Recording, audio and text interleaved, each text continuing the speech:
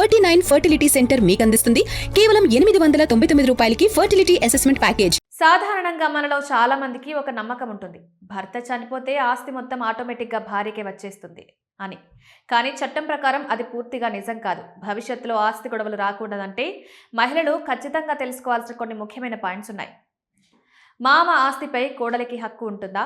హిందూ వారసత్వ చట్టం ప్రకారం అత్తామామలు బతుకున్నంత కాలం వారి ఆస్తిలో కోడలు వాటా అడగడానికి అస్సలు కుదరదు.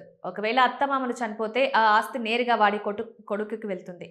ఒకవేళ అత్తమామల కంటే ముందే భర్త చనిపోయింటే ఆ తర్వాత అత్తమామలు కూడా చనిపోతే అప్పుడు ఆ ఆస్తిపై కోడలికి రైట్స్ రావచ్చు. అది కూడా వారు ఎవరి పేరు మీద వీలునామా రాయకుండా చనిపోతేనే ఆస్తి ఆమెకు వస్తుంది. ఒకవేళ వారు వేరే వారి పేరున వీలునామా రాసి ఉంటే మాత్రం కోడలికి చిల్లిగవ్వ కూడా దక్కదు. భర్త సంపాదించిన ఆస్తిలో భార్య వాటా ఎంత? ఇక్కడే చాలా మంది కన్ఫ్యూజ్ అవుతుంటారు. భర్త తన కష్టార్జితంతో కొన్న ఆస్తి అతడు చనిపోయాక పూర్తిగా భార్యకే చెందుతుందని అనుకుంటారు. కానీ చట్టం ప్రకారం భర్త చనిపోతే అతడి ఆస్తిని క్లాస్ 1 వారసుల మధ్య సమానంగా ఉంచాలి. ఈ లిస్టులో భార్య, పిల్లలు, భర్త తల్లి ఉంటారు.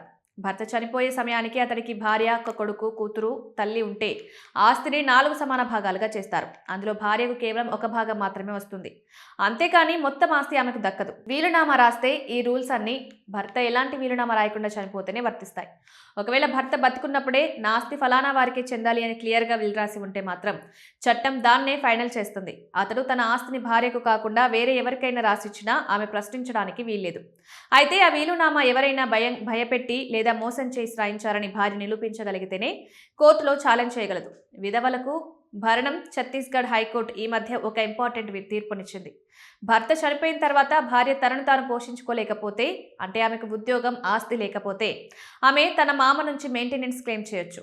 భర్త లేకపోయినా కోడలి బాగోగులు చూడాల్సిన బాధ్యత ఆ ఇంటిపై ఉంటుందని ఈ చట్టం చెప్తోంది. విడాకుల తర్వాత మరుక్షణం భర్త ఆస్తిపై భార్యకున్న హక్కులన్నీ పోతాయి. విడాకుల తర్వాత భర్త సంపాదించే ఆస్తిలో మాజీ భార్యకు వాటా ఉండదు.